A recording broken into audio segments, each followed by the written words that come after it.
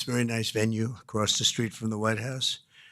And thank you all for being here as we take a major step to ensure the United States is fully prepared to welcome the world to Los Angeles for the 2028 Summer Olympic Games. Very exciting day in my life when we got nominated and we ultimately got it. And I didn't think I'd be here for the games in this capacity, but it worked out that way. So I'm very happy about that. I had no idea that was going to happen. When we got it, I said, it's too bad I won't be president then, but sort of we took a very circuitous route, didn't we? In my first term, we were instrumental in helping the city of Los Angeles win the bid to bring the Olympic torch back to American soil. And today I will sign an executive order establishing the White House Task Force on the 2028 Summer Olympics, mobilizing the entire federal government to ensure the games are safe, seamless, and historically successful. It's going to be amazing. I think it's going to be amazing. America is a nation of champions, and in July 2028, we'll show the world what America does best, and that's win. We're winning like we have never won before. You see that all the time. A year ago, we were not a country that was doing well, and now we're the hottest country anywhere in the world. I want to recognize several members of the task force, including our great Vice President, J.D. Vance. J.D., thank you very much. Thank you. Our equally great Attorney General, Pam Bondi. Pam, thank you very much, Pam. Secretary of Homeland Security, Christy Kerr. Christy Kerr. Do you know who Christy Kerr is? She's a friend of mine, great golfer. Christy, no, she's a better golfer than you. That's the only thing, but you're better at a lot of other things. But I want to thank you for being here, for doing an unbelievable job, really an unbelievable job. FCC Chairman Brendan Carr. Brendan, thank you. Thank you, Brendan. Doing a great job. White House Chief of Staff Susie Wiles, most powerful woman anywhere in the world. She's rated the most powerful woman in the world, and I agree with that. And Deputy Chiefs of Staff Stephen Miller. Stephen, thank you. What happened to Stephen? We never want to miss Stephen. He's an MVP candidate. Dan Scavino, another MVP. James Blair, Taylor Budovich, and Nick Luna. Thank you all. Great group of people. They're going to be very much involved. I also am grateful to be joined by two of Team USA's strongest and fastest competitors, retired gold medalist and gymnast, and member of the LA 28 Athletes Council, Nastasha Lukin. Nastasha, how are you, Nastasha? Good.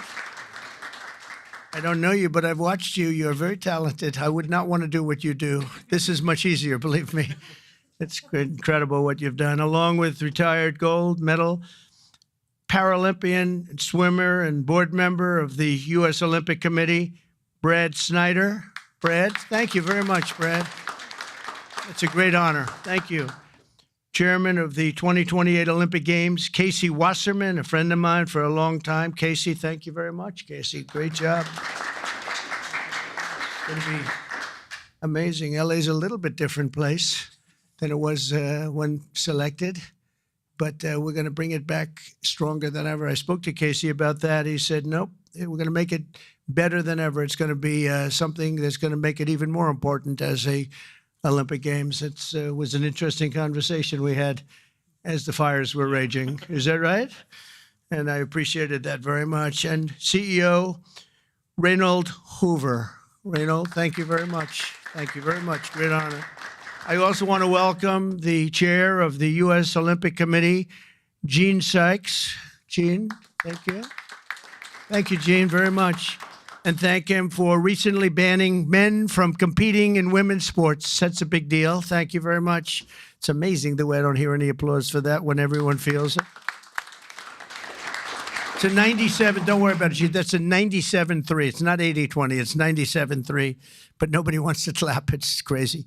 The United States will not let men steal trophies from women at the 2028 Olympics, so we appreciate the fairness and everything else that you've shown. Also with us today is LA 28 board member Reince Priebus, and also Kevin McCarthy. I want to thank Kevin McCarthy and Reince. Thank you, Reince. And thank you, Kevin. And the LA Olympics is shaping up to be a wonderful moment for America. It's going to be incredible. It's so exciting. And with today's action, I'm directing the Department of State, the Department of Justice, the Department of Homeland Security, the FBI, the Secret Service, the Department of Transportation, and many other departments and agencies to use every tool at their disposal to ensure a fantastic, safe, and beautiful event. In 2028, the Olympics is bringing back our national pastime, baseball. Wow, that's great. With teams playing under the lights at the legendary Dodger Stadium, and it is legendary. It's beautiful, one of the most beautiful. Squash players will go head-to-head inside the world-famous Universal Studios. Triathletes will sprint beneath the sun shining down on Venice Beach. This will be one of the great venues. I mean, when you think of it, right? It's going to be so incredible. Soccer teams will face off at the legendary Rose Bowl. Sailors will race through the waters near the port of Los Angeles, and the opening ceremony will take place at the beautiful Memorial Coliseum, just like the Olympics of 1932 and 1984. That was something. Those were very important Olympics. 1932 was a very important Olympics, wasn't it, huh? For 8 straight consecutive summer games, no one has won more medals than Team USA, which is incredible. We want to keep it that way. Over the years, Team USA has won triple the number of Summer Olympic gold medals as the next closest country, and I'm confident that that's going to continue in 2028. That's an amazing achievement, by the way. Between the LA Olympics and the FIFA World Cup next year, we have the World Cup and we have the Olympics, got them both.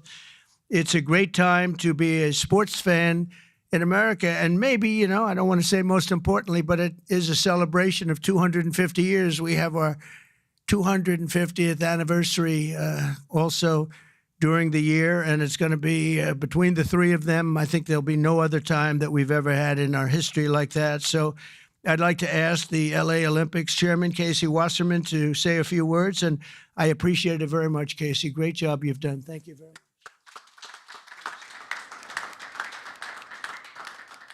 Thank you, Mr. President. Your support and the entire administration's support through this whole process has been truly extraordinary. In just 1,074 days, yes, we're counting, sir, the eyes of the world will be on this country as we open the 2028 Olympics. And it feels just like yesterday, and you were just president-elect in December of 2016, that you leaned into this process back then. And you've been supportive and helpful every step of the way, and we wouldn't be here without you, so we greatly appreciate all your support. Thank you very much. Our games plan is near final. We've announced a competition schedule.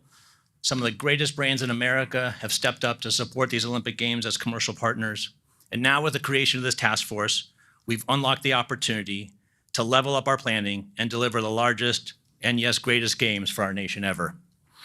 We expect more than 150 heads of state will come to the Games. We'll host approximately 11,000 Olympic and 4,500 Paralympic athletes. They'll participate in 800 competitions at 49 competition venues. This will be the equivalent of producing 7 Super Bowls a day, sir, for 30 days. Yeah. But we are now focused more than ever on delivery, and we can't do this alone. I want to thank President Trump and the entire administration for their support and their partnership as we work to bring these games home. These will be truly America's games. We expect millions of fans from around the country to participate and attend events. And for the first time in history, we're going to take the Olympic torch relay to all 50 states. The most states it's ever gone to is 38, but in 2028, we will touch all 50 states. And sir, if you'd like to run on Park Avenue again to revisit history, you're more than welcome. And we're thrilled. But this administration has delivered critical security funding in the recent bill that will be used by local and state agencies and the federal government to make sure that our games are safe and secure and ultimately the best place to experience and be an Olympic fan. We remain incredibly confident in our ability to deliver the greatest games ever, and that starts with the support of this administration every step of the way. Thank you, sir. Thank you.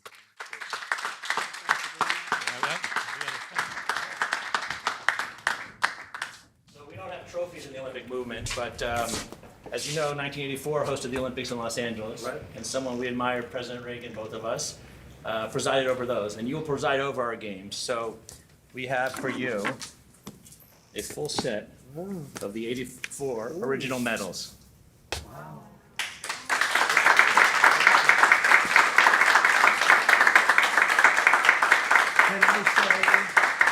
Can I say that I won them athletically? Yes, sir. That would be a great honor. Yes. That's beautiful. Thank you sir. very much. Thank I you very appreciate much. it. Thank Thank you. you. Thank you very much. Appreciate it. You will sign Yep. it?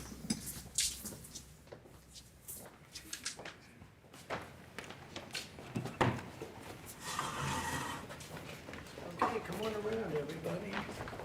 This is a big one here.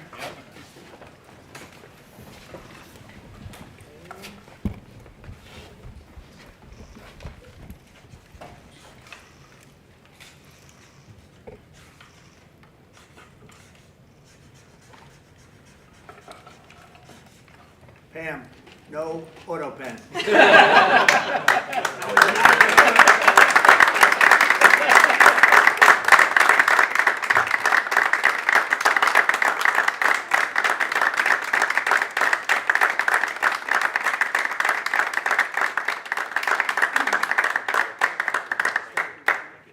Fantastic. Thank you very much. Mr. President, Mr. President, Mr. President, Mr. President,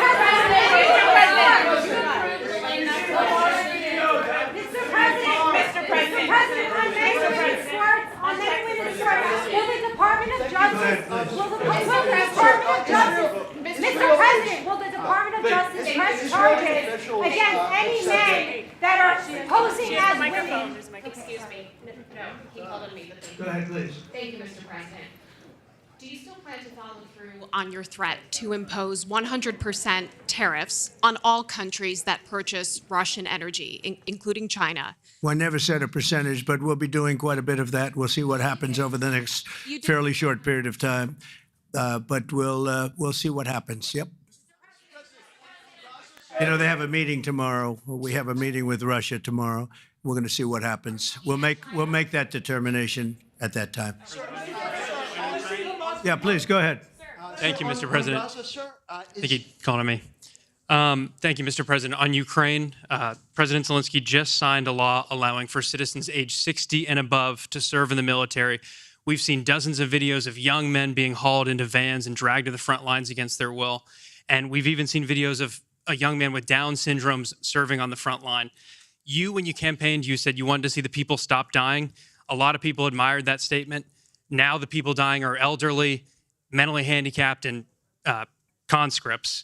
So even if a ceasefire doesn't work out, why should Americans continue to fund a foreign military that's scraping the bottom of the barrel of its population like this? Well, you have to understand, very importantly, this is Biden's war. This is not my war. I'm here to get us out of it. It's a mess, and I'm here to get us out. I haven't heard that when you say about 60-year-old men and, et cetera. But this is Biden's war, and we're working very hard to get us out. I stopped 5 wars in the last 5 months, actually, and I'd like this to be the 6th, frankly, and that doesn't even include Iran with, obliterating their nuclear haul, because they would have had nuclear weapons within 2 months. But stopped a lot of wars. You just take a look at the ones just over the last 2 or 3 months. It's been amazing. This is the one I'm trying to stop. This is the one we're working hardest on. The other ones I stopped within a matter of days, almost every one of them, including India and Pakistan, and I could go over the whole list, but you know the list as well as I do. But this is the one we'd like to see. I haven't not heard that, but this is Biden's war, and it's a war that he got us into, or indirectly got us into. It should have never happened. It would have never happened had I been president. Yeah, next to you. Thank you, Mr. President. Would you support Israel reoccupying all of Gaza, as has been suggested by some Israeli officials? Well, I don't know what the suggestion is. I know that we are there now trying to get people fed. As you know, $60 million was given by the United States fairly recently to supply food, and a lot of food, frankly, for the people of Gaza that are obviously not doing too well with the food. And I know Israel's going to help us with that in terms of distribution and also money. We also have the Arab states are going to help us with that in terms of the money and possibly distribution. So that's what I'm focused on. As far as The rest of it, I really can't say. That's going to be pretty much up to Israel. Yeah, please. Go ahead, please. Thank you. On transgender athletes in the Olympics, back to the safety, especially of female combat boxers, will the Department of Justice considering pressing charges against any man that tries to masquerade as a woman coming into this country to beat up American athletes? And secondly, would your administration consider genetic testing so that these people can prove that they're actually women competing? Well, I think there is going to be a very strong form of testing. As far as charges, I'd have to ask the Attorney General about that. I don't know. But there will be a very, very strong form of testing. And if the test doesn't come out appropriately, they won't be in the Olympics. Yes, ma'am, please. Go ahead, please. White. Thank you. Mr. President, do you believe that the U.S. committee would have made this decision on men and women's sports if you weren't president? And do you believe that this decision will stay in place once you are no longer president? I think they probably would have, because it just seems to be an issue that most people feel should be. I can't really say. You could have asked Chairman Wasserman. But I would say that, there's a possibility. It could go either way if you really want to know the truth. I feel strongly about it. I ran a campaign, at least partially on that. That was one of the many issues that I talked about: open borders, the economy, taxes, all of the things. But that was certainly one of the issues. So I really can't, I really don't know. Could have gone either way. Please. Have you decided on a replacement for the Fed governor? For Fed governor, I'll be making that decision before the end of the week, and we'll either decide on one for permanence or the 4-month period, the term. There's a term of about a number of months. We have a couple of candidates. I mean, everybody wants it, okay? It's not a couple, but we've narrowed it to a couple of candidates. And we've also, we're looking at the Fed chair, and that's down to 4 people right now. Very good. Well, I can tell you, because I've already said there's 2 Kevins and 2 other people, okay? Brian? Thank you, Mr. President. This has to do with the safety aspect of the Olympics. What can you do as a president to ensure that Southern California, the greater Los Angeles area, is safe from any fire danger, that the state clears away brush in state parks, the reason why this last fire happened in Pacific Palisades? What can you ensure for that? Well, as you know, Brian, we have, I've been fighting with them for a long time about allowing the water to come down from the Pacific Northwest, essentially. And we actually opened up that water pretty strongly. We got a lot of opposition from the governor, and we opened it up anyway, and the water is coming down. That we want it opened further. They have a lot of water. They send it out into the Pacific Ocean in order to protect the smelt. It's a little tiny fish that's not doing very well, especially when they don't have water. They really do badly, okay? But it's a fish, environmentally protected, even though it's in many other areas. I think they just use that as an excuse to smelt. You'll check that out. But I think it's just an excuse. They've got to allow full water, and they're working with Lee Zeldin is really helping us a lot. But they've got to allow a full complement of water to come down from the Pacific Northwest. There is so much water. If Gavin Newsom let the water come down, see the way I pronounced his name properly for a change, if this guy allowed the water to come down from the Pacific Northwest, they have so much water they don't know what to do with it. All of those sprinklers would have gone on. All of those people with those beautiful houses with sprinklers in the ceilings and with the water, the fire pumps outside, all that water, they didn't have any water because they wouldn't let the water come down. There's so much water there. At first, when I got involved with this issue in my first term, I said to the congressman, they took me up because they wanted to show me the fields where they could farm 10 times more product. You'd see 100 acres, and you'd see 1 acre or 2 acres, beautiful green. It's very vibrant soil, but they don't give it the water that it's entitled to. And I said, oh, they have a drought? I said, no, they told me we don't have a drought. They don't. The Democrats don't allow the water to come down into the farms and into anywhere. By the time it gets down even into certain parts of California, it's fed out stupidly into the Pacific Ocean. If that water were allowed, so we broke into it and we allowed it to come down, and it come down at a higher level, and we want that, and we're demanding that of the governor. The other thing is, we'll do anything necessary to keep the Olympics safe, including using our National Guard or military. Okay? No, I will use the National Guard or military. This is going to be so safe, and if we have to, because obviously you have a mayor that is not very competent. She can't get the permits for the people. You know, the people are still waiting for their permits. Lee Zeldin got them the federal permit, which is 10 times harder to get, and everybody can build on the federal basis, and that's the hard one. But the mayor, Bass, she refuses to or cannot get them permits. They're waiting. And I was there right after the fires, and I saw all these beautiful people standing by their homes, ready to get in and get to work. And they're waiting for their permits, and they're still waiting for their state permits and city permits. It's a disgrace. It's a disgrace. Redress, yes, ma'am. Thank you, Mr. President. Thank you. India says that the U.S. imports Russian uranium, chemicals, fertilizers, while criticizing their energy imports. Your response to that, sir? I don't know anything about it. I'd have to check, but we'll get back to you on that. Yeah, please. Mr. President, Yeah, go ahead. have you seen the Hamas-released video of Israeli hostage Avitar David starving and being forced to dig his own grave in a Hamas tunnel? I have, yeah. I have. I think it's horrible. I think it's horrible. And I hope a lot of people do get to see it, as bad as it is, because I think it's a horrible thing. Yeah, behind you, please. Mr. President, Yes. Can you speak to just how, this drop-off in foreign-born workers is going to benefit Americans, and will it force American companies to pay fairer wages to American workers? Well, we want to take care of our American workers, and first and foremost, and that's what we're doing. We also want to help our farmers, because our farmers are producing like never before. We have to help them. And we're working out some very complicated strategies and language, but the main thing that I think I was elected to do is to get the illegals out of our country, who are especially in particular criminals. 11,888 murderers were allowed into our country with Biden's open border policy, with our border czar, who never spoke to the Border Patrol, never went to the border one time. That's Kamala. And think of it. We have murderers.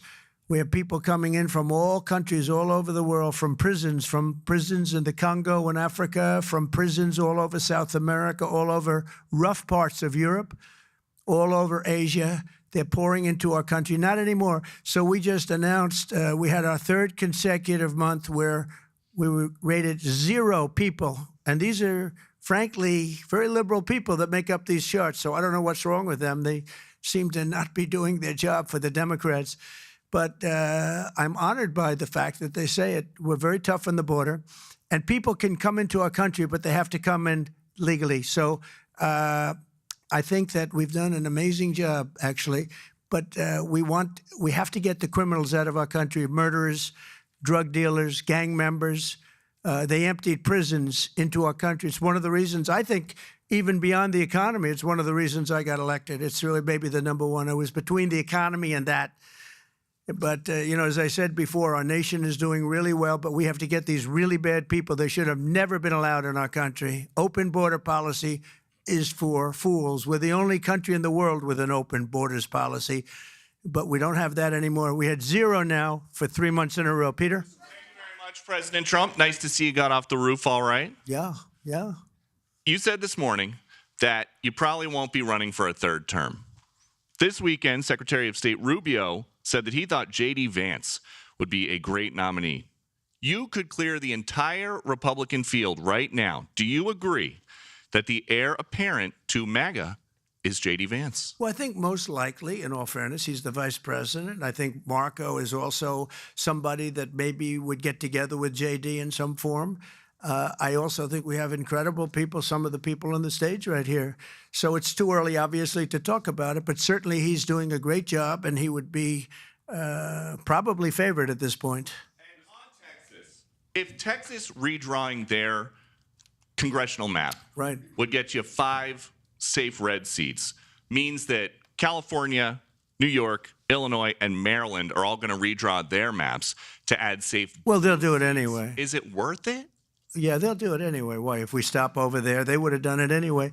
Look, a lot of these states, I watched this morning as Democrats are complaining, and they're complaining from states where they've done it, like in Illinois, like in Massachusetts. I watched this.